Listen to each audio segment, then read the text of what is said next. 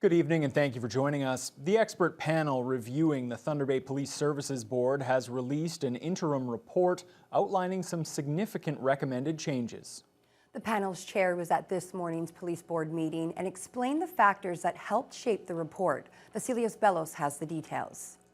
The expert panel was formed earlier this year amid growing concerns about police leadership and their board after numerous human rights complaints from staff and the community. The release of the 20-page interim report, formed after consultation with over 80 stakeholders and organizations, recommends some changes that would drastically alter the police service in the city. It was broken down into 3 sections, including police chief selection, board appointments, and labor relations. In selecting a new chief, an equity, diversity, and inclusion lens is being proposed, and the hiring of an Indigenous or racialized individual for the job.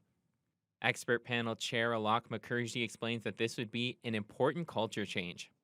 Somebody who brings another perspective, another outlook, and given particularly the challenges that Thunder Bay has faced in its relationships with the First Nations, it would be very important. It would send a very strong message.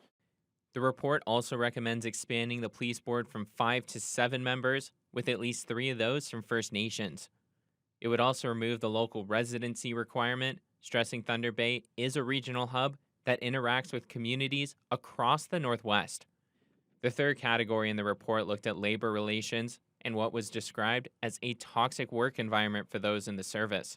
The recommendations here came after the panel spoke with 38 uniformed and civilian members of the police service.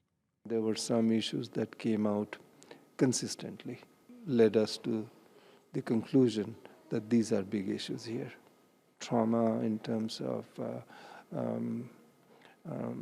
PTSD claims, in terms of need for accommodation, mental health is a big issue.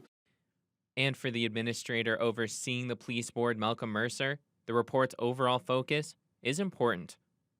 The emphasis on equity, diversity, inclusion, and human rights, together with trauma-informed practices, seem to me to be the principal overall message, and I think it makes perfect sense.